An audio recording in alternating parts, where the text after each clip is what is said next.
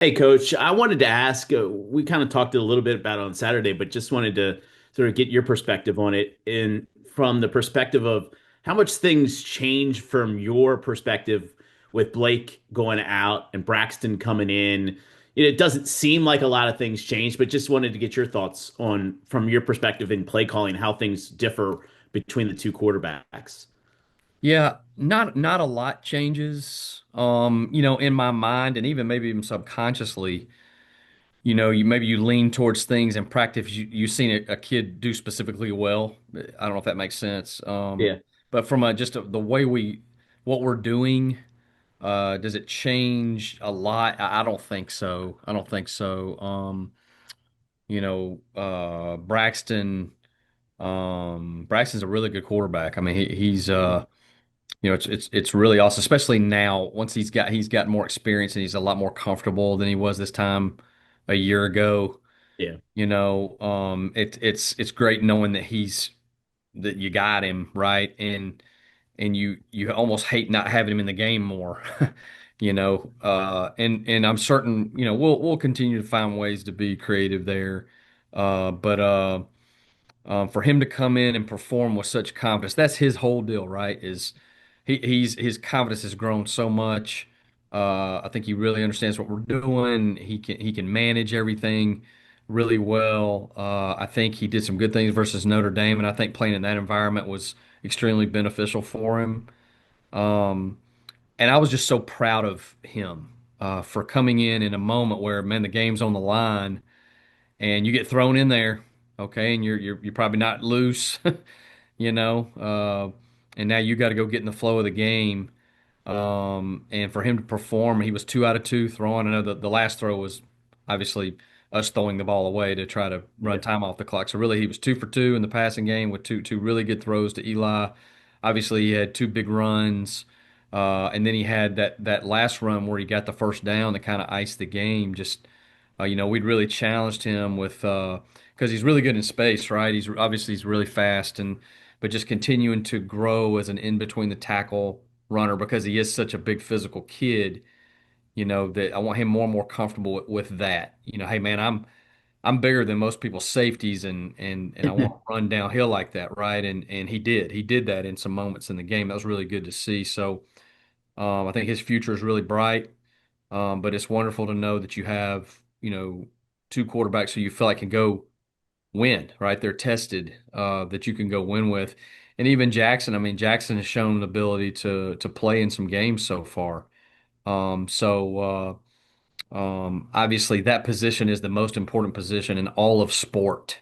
Yeah. Okay. If you got a guy there that can function and do make plays, you got a chance to win. And knowing that we have, multiple guys who can do that, man, that's really important.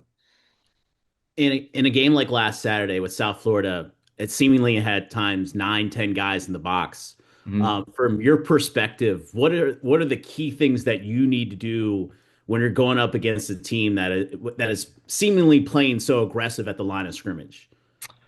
Well, you got to understand, I think that, and if you look at the way the game went, what do we have? 70, maybe 72 or three offensive plays. Okay, which in today's game is a good bit. I got Um, 74. okay, 74. Yeah. So in today's game is a good number of plays. Um, we were able to control, I think we end up having over 35 minutes of possession. Possessing the ball in the third quarter, even though we had a lull scoring wise.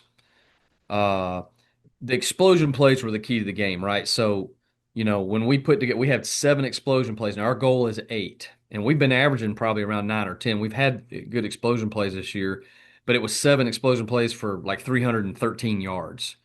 All right, so those are huge explosion plays. And in the third quarter, we didn't have a single one. Okay.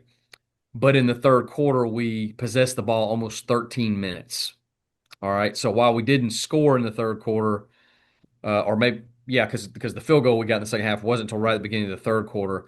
That or the fourth quarter. That third quarter took its toll, and in the fourth quarter, you could tell defensively. Just after a while, you get a little tired, and we were able to do a few more things. So. Um, when somebody's that aggressive defensively, you have to grind it some, but when they're that aggressive, if you do fit something, it can pop, right? Yeah. Because when everybody's that close, the plays that pop generally pop big, and that happened a few times.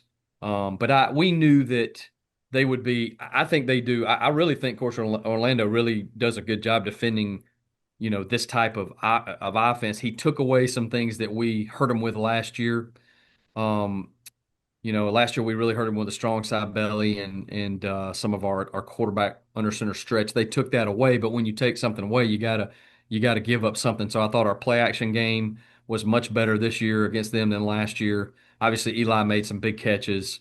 Um, so you got to hope that they can't take away everything, right? The more aggressive you are defensively versus us, the dirtier the eyes get, the more space there is downfield if we can just find that space.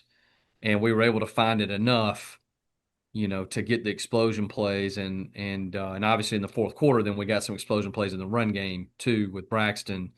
Um, it was tough though because they're so talented defensively. Yeah. They are really a talented defense, and I think they do a good job coaching those kids. Mhm. At tight end, it was Theo and Jordan on Hmm. Saturday. What have you seen from those guys that consistently got more playing time as the season has progressed? Well, they've had no choice. Okay. And obviously, with Cody being out and then even Jake being banged up a little bit, those young guys have had to grow. And Theo, and to be honest with you, earlier in the year in August camp, I was wondering if Theo was going to figure it out. Okay. And he's come on. I'm really proud of Theo. And he's in there and he's being productive. Um, on Braxton's first touchdown, Theo's block was outstanding. Okay. And now you got Jordan coming in there, and Jordan's a plebe, like a true plebe. He didn't go to prep school. Like he just got here this summer. And for him to play like he is playing, it is so unusual first of all, for a plebe to play for us, but for a plebe that didn't go to the prep school to play for us is really Yeah. unusual. So for him to produce, and he did some physical things. We asked him to block that linebacker number 7 a good bit, and he did it. Okay, number 7 for them, their Mike linebacker was dude. Yeah. Okay, and we said, Jordan, we're going to put you on him a little bit, and he was able to do that some, and he is. I told everybody, I think I can't remember if it was you guys or if it was the ESPN crew. Jordan's going to be a fantastic football player here once he figures it all out. So those guys, I know they didn't have catches, but that position is so critical to our success. Awesome. Thank you, Coach.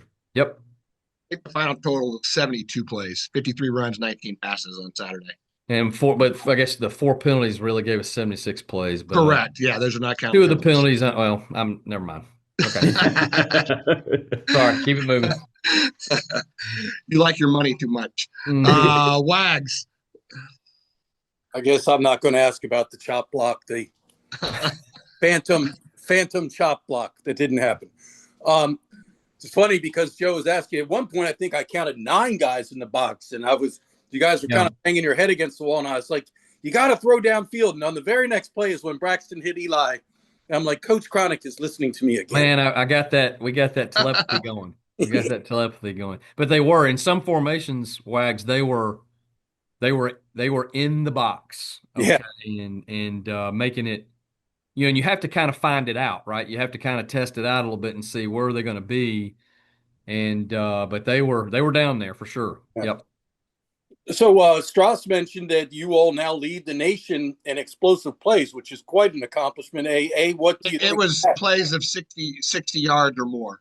Oh, okay. Where how you take it? Explosive plays? Would they not do that? I don't. Sorry, everyone does it differently. Okay. But the leading the nation in plays of 60 or more, but just explosive plays in general. Can you talk about that? Well, obviously, over the last 2 years, that's been critical to our success, and you hope you put enough pressure on a defense, and you if we always say that if we're being productive, and being pretty consistent in the throwing game, man, it's a huge plus for us, huge difference for us, and we have the ability to do that. And Blake has shown the ability to do that, and Braxton's shown the ability to make throws. So I think we attempted around 18 passes in the game. And what was it? Maybe 53 runs, something like that, if I remember right. That's probably where I like to live. You want to try to be 60% or higher in the throwing game. The whole deal is though, is are we able to hurt you in the throwing game when you commit to the run game, right? And then are we able to be multiple enough and have enough smoke and mirrors on some of our runs now to where we got you looking at in the secondary at our receivers or at our motion, and now an inside run like the first run that Alex scored on. Once that if that breaks the first level, can it be an explosion play? Can it possibly go the distance? So you're trying to put so much pressure on the defense just from the smoke and mirrors to get eyes, because they have to be, your eye discipline versus us has to be really focused. Or we will have somebody that's open, right? Or we'll find an option where we can pitch off somebody, so that's where, last year against South Florida, we just couldn't find an explosive. I mean, I think we had the first series last year, we ran a G option that Eli popped on them down there in Tampa. Uh, and that was really, and then right before the half, we hit the throw to Tesca, but other than that, explosive plays were really hard to get. This time we were able to have a few more that really impacted the game. And, so the bottom line is kids make plays. Eli goes and makes a one-handed catch. Yeah. Whew, that's great coaching, right? So quarterback drops it in a bucket and kid makes a one-handed catch, man. That's playmaking. Okay. And that's those kids getting in situations where and they make plays. So it's big, and we challenge them with that because you're not going to get everybody wide open, right? They've got to go make some contested plays, and obviously Eli Heidenreich does that. Okay, and we've had other kids. Chat has shown the ability to make plays in a crowd and do some different things. So it's good to get Alex open right there too. As well. We'd run a bunch of power read, and then we ran the power read pass there for a touchdown, and he was able to get through there. So those plays are critical because they protect the run play, and those things all work together. The way you sequence them, and hopefully the way they protect each other. Well, talking about Blake dropping it in the bucket and Eli making one-handed grab, you just answered part of my next question. I was going to ask you to comment about one element of three explosive plays. And with Texas, I don't know if you coaches notice these types of things like us media types, but when you when you watch the tape, did you catch how Alex hesitated at the line of scrimmage? He almost stopped for a split second, waiting for that hold to develop and then hit it. Yeah, on his first touchdown. Yes. Yeah. So we ran a GT counter. We pulled the right guard and tackle, and read the defensive end. So if the defensive end squeezes, the quarterback will keep it, and the end didn't squeeze. So we felt like especially on third and long, that we had a chance on a couple of run deals to have some success. And that one was the offensive line executed it exactly perfectly, and the tight end as well. And then Alex showed a lot of patience to work his way through there. And we had a similar one, I think, on maybe the next drive or two drives later. The second drive we fumbled. We were moving the ball and we fumbled the snap. But so Alex is pretty good at that little counter play, and showing some patience there. You just got to make sure you get a hat on a hat and give him a little space, and he generally does okay with that.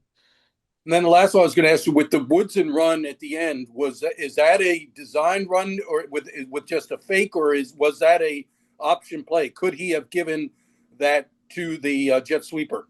We actually do both of those, but on that particular one, it was not a read. It was a design quarterback run. But sometimes we run a similar scheme where he can hand off the jet sweep or he can keep it, right? So that one was completely a design run. And the thing that was so great about that play was everybody executed, because they had blitzed us last year, what we call an exchange blitz. They had done it a ton and really hurt us with it, where they bring their outside guy, loop him into the B gap, and let the defensive end be contained.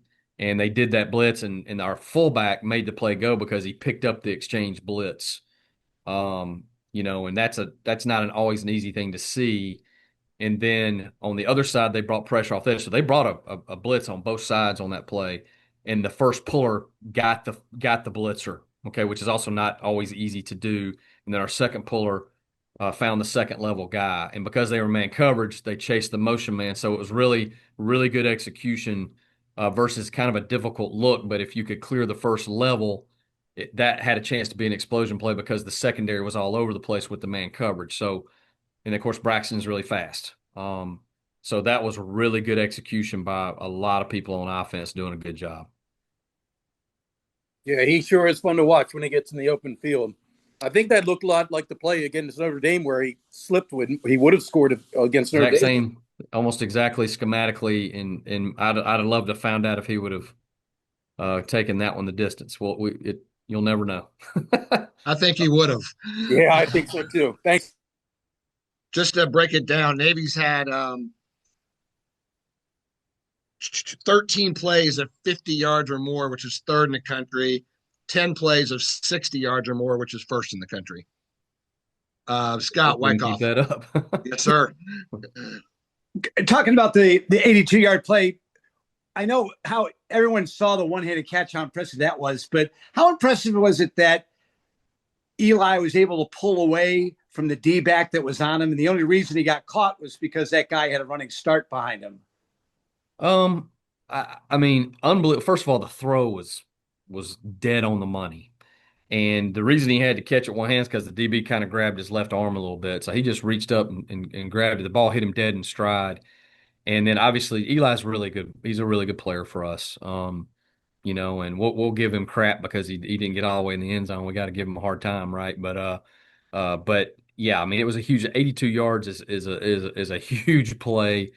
Took us all the way down. Then we scored the next play.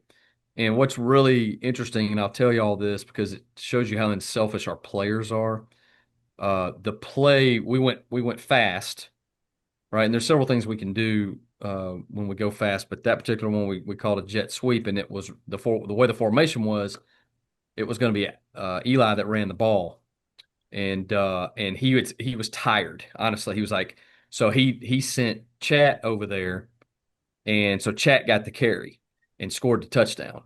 So that just to me that says a lot about, and we trust both those guys to run the jet sweep, right? Sometimes we give it to Chet, sometimes we give it to Eli. But most kids would have, no matter how tired they are, would have wanted to gotten that touch. And he said, "Hey man, go get it, right? Go get it. You're fresh, okay?" And then of course Chat scored. Just I don't know. I think little things like that are cool. When the way our kids are, they just want to go out and they just want to play well, and they don't care who gets the touch or who gets the credit or who gets an opportunity. So that's kind of how that one played out. Having a little extra time to get ready and also to implement the game plan for Memphis, how does that dynamic change when you've got the bye week and then the short week following that?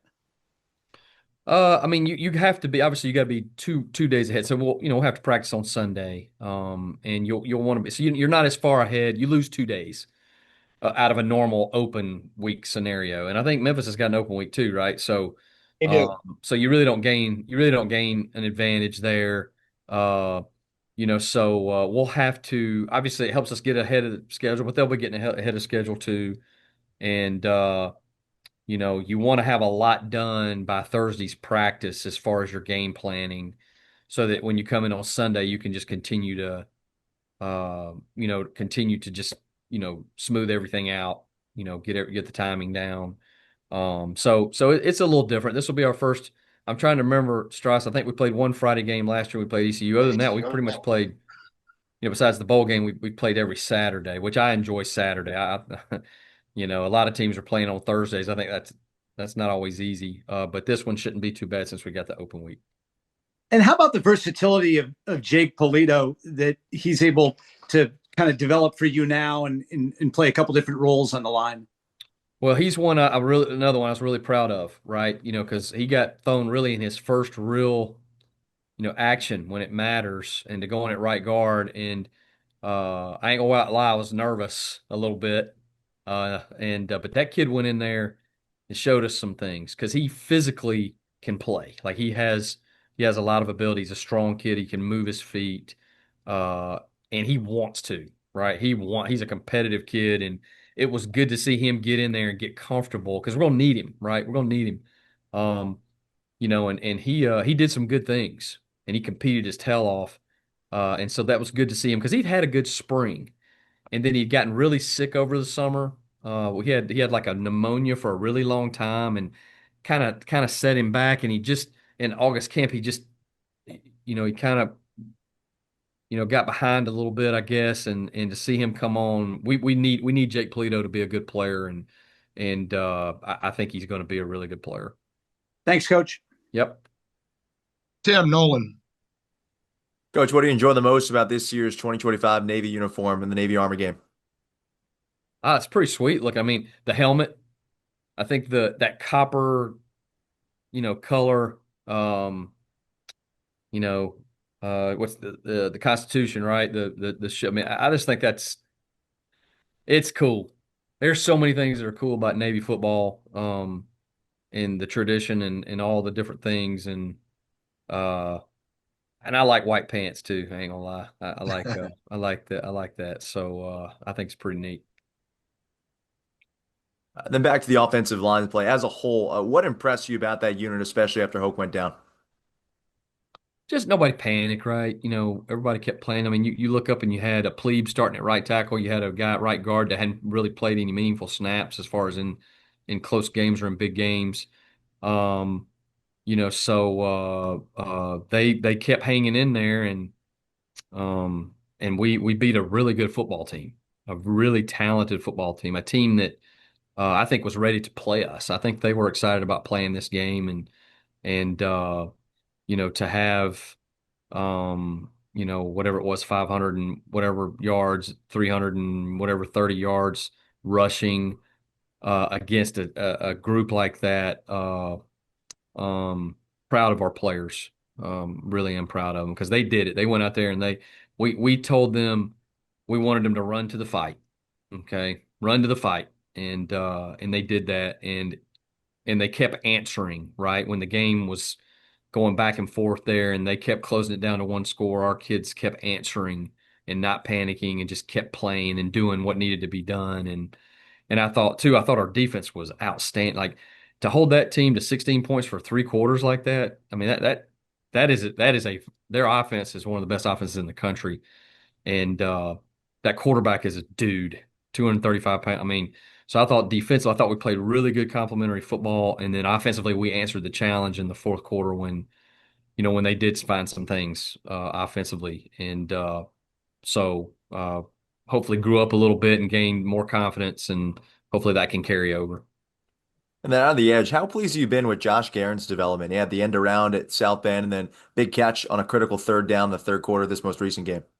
Yeah, he did have a third down catch, and Josh has just got to keep coming on, and he's developing, and he's come so far, and he still has a high ceiling that he's not reached. There's so much improvement he can do, which is really exciting, and we just need him to keep coming on, keep coming on, keep believing in what we're doing. Even though he's not getting a lot of touches, the better he gets, the more opportunities he's going to get. But he has ability, and I've really been proud of his attitude and the way he's grown. In the past 6 months, even it's just been really phenomenal. Thank you. All right, we'll make another trip around. Joe Miller. Coach, I was going to ask about sort of the games we talked about. We focused on November with North Texas, Notre Dame, and USF, and sort of their defensive units, all very physical, big units. As far as just getting some rest, how important is it to have a couple of days off here before the Memphis game? Sure, I think it's always critical for us, especially to be able to recover. I don't think it can be overstated. Our guys have a lot on their plate, so they get up, they go to class, they're walking around a lot, they have other obligations, and so in some ways, a season takes a toll on them, more than most football programs. So, but they're also tough kids, and they bounce back and they fight through it. I think for us to have open weeks, especially spread out through the season like we have, I mean, I think that's really, really big for us. I know it might be a little early because we still got but Memphis next Thursday with it being on Thanksgiving. But do you have a favorite Thanksgiving football memory? Gosh, I don't. I mean, Thanksgiving and football go hand in hand for me. You know, you want to be playing on Thanksgiving. That means you probably, especially at the lower college level, because it means you're in the playoffs. Or if you're a high school, coach, you're in the playoffs. But even if you're not still playing, you're watching it, right? So I think some of my fondest memories are just, when you got a game, and I've had, players that, maybe didn't live close enough to go home.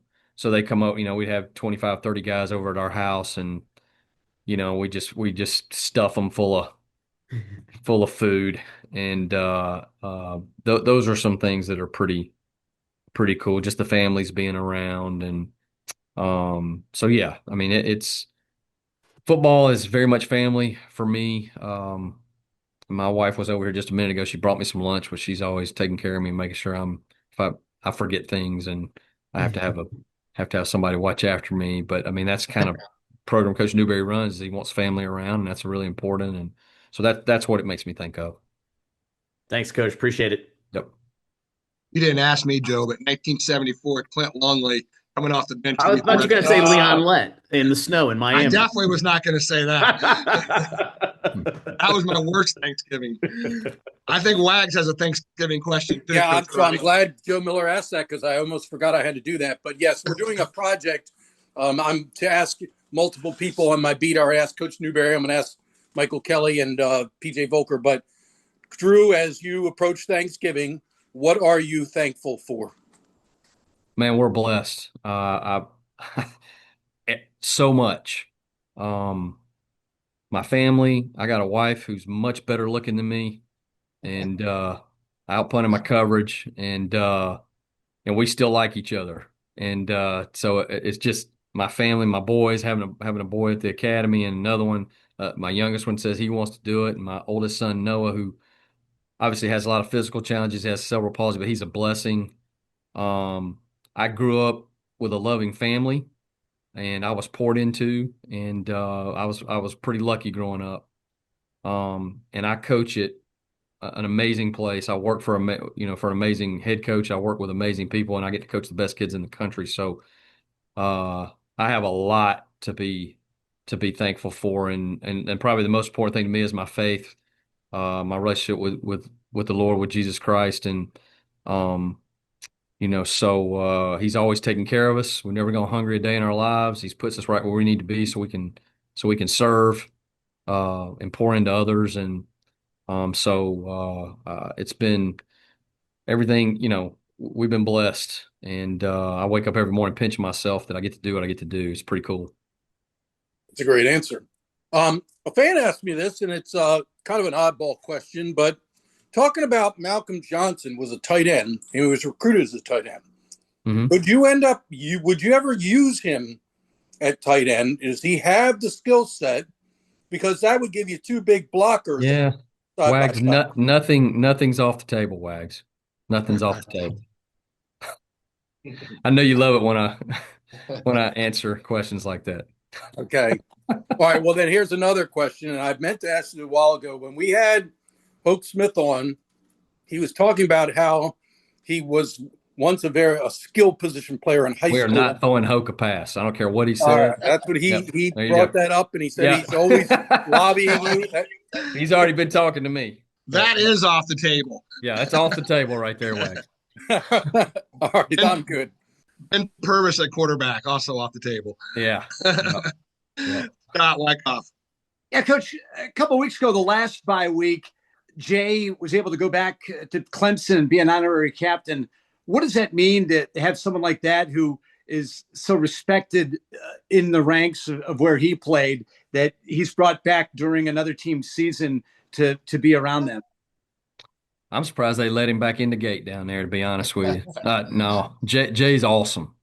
Jay was a great player at Clemson, a captain, national champion, a guy that's very well respected there. They know who he is, and he meant a lot to that program.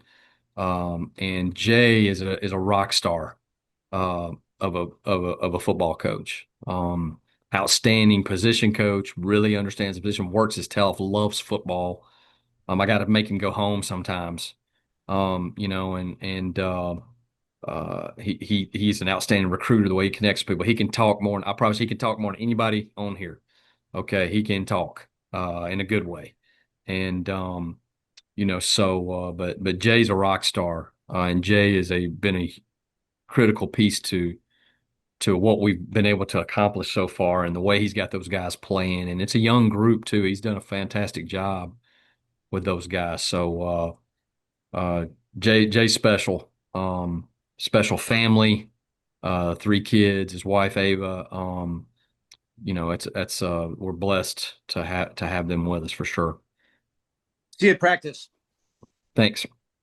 Tim, finish this off. We got 4 minutes. Yeah, just one more from me, Coach. What was the most moving part for you about this year's senior speeches? Oh, that it's an outstanding, just listening to those guys, how articulate they are and able to express themselves, the thought that they put into, what they wanted to say, kind of their moment to talk to the team. And it was 90% about the people, okay? Just about people who've made an impact in their lives. You hear how special Coach Carizzi is, okay? How much he's poured into those guys and their development, and how much they appreciate that. Their position coach that's done something in their lives to help them grow. How much they appreciate each other. It was over and over again, just impressive to hear guys that have had different paths, and some of them have been superstars for a while. Some of them, man, still on the scout team, but they talked about how thankful they were for certain things they got to do. Guys that had improved, guys that were really struggling 2 years ago, and now they're doing well. They're so glad they stuck with it. It touched me, in a way, just to hear them be able to vocalize those things. They make you ashamed of yourself. That you want to be more like them. You want to be more like the mids. Without getting, I don't want to be too specific because I want to respect those guys. But at the same time, it was some really good stuff, really meaningful things, and they're about the right thing. They see the right things, and they're about the right things. Thank you. Yep. All right. Thanks a lot, Coach. Thanks, everybody. Yep. We'll see you at Y'all practice have a good tonight. day. Hey, Drew, can I ask one thing real quick? What you got?